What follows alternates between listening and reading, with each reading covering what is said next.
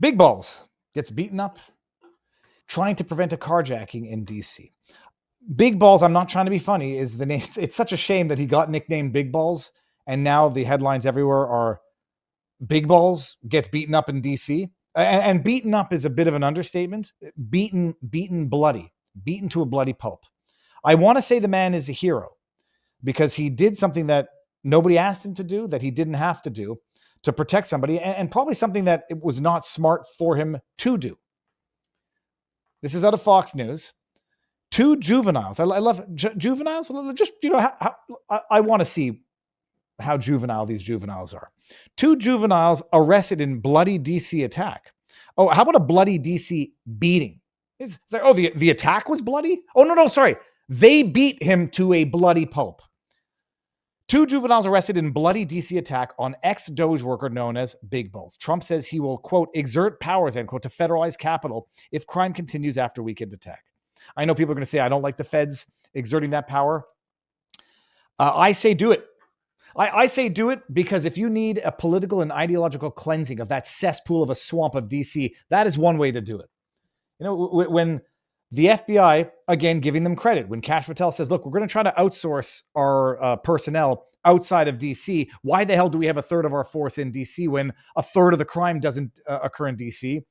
I'm not sure that that's even accurate, but what you know what I'm getting at. If they push the personnel outside of DC, move them to different states, well, maybe you're going to get something of an ideological purge. And maybe that's their lawful and indiscreet way of purging the FBI of ideological zealots. Federalize DC, and you'll get rid of some ideological zealots. Authorities announced the arrest of 2 teens. Oh, I thought they were juveniles. Well, I guess that's the same thing. 2 teens. How old are they? 17, 18? In connection with the brutal beating of a former Department of Government Efficiency DOJ employee that allegedly took place during an attempted carjacking in the nation's capital over the weekend. Guys, you can call me a coward, or you can call me smart. Property is property. You can replace it. It's nothing more than money. It's not worth losing your life over. I saw a video of a guy who had his gun stolen from him at a gas station by some thugs. And he went out, I don't know what the hell he was thinking, and tried to reason and negotiate his gun back to him, and he ended up getting killed over his gun. Property is property. A life is irreplaceable. And Big Balls, I say, is lucky to have only gotten away with a beating. You're gonna get killed over a carjacking of someone else's car. Now, maybe there was an imminent threat to the life of the person and he wasn't intervening to prevent the carjacking, but to protect a woman. But it's a car. And hopefully you have insurance, and maybe you're out of pocket for the premium. And maybe I'm a coward for saying I don't want to kill or be killed over material goods. Big Balls is lucky in that all he got was the apparent beating. A 15-year-old boy and a 15-year-old girl, both of Hyattsville, Maryland, now face charges of unarmed carjacking. All right, I guess if you know they're unarmed. But if you know they're unarmed, there's also the video of the guy who got caught in his car, towed and killed by the girls. I forget where that was in DC too, wasn't it? All right, so the police did not provide their identities. Both suspects are juveniles. Police said the investigation remains ongoing. Multiple suspects still outstanding. The victim, Edward Christin, nicknamed Big Balls, was assaulted around 3 a.m. Oh, what the hell are you doing after midnight, man? Big Balls. Everybody, go to bed. Nothing good happens after midnight. Nothing good happens after 10 o'clock. 3 a.m. I think 3 a.m. is the worst time. 6 a.m., you're still, you're in a danger zone, but people are getting up to go to work, and others are shit-faced drunk after a night on the town, so you're 50-50. 3 a.m., many fewer people are showing up to go to work. You're just in company of people who are out at 3 a.m. But Big Balls is probably working until 3 a.m. And I'm not trying to be funny here. Big Balls was probably working until that late hour, and he's on his way home after having been a value-added, productive member of society, to American society, to Doge, to wherever he's working now.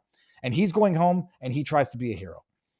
Teens attempted to carjack him and a woman. Well, I guess that explains it. Whom police identified as his significant other, according to authorities. Okay, fine. This man's a hero.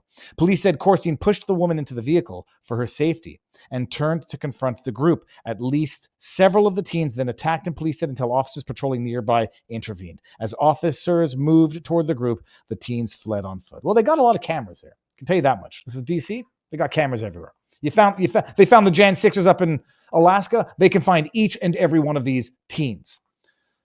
He's one of the most visible figures of Donald Trump's Doge, left bloodied in the attack, according to a photo. shared on his Truth Social platform. The assault prompted Trump to threaten to federalize Washington, D.C. The most recent victim was beaten mercilessly by local thugs. Trump wrote, perhaps it should have been done a long time ago.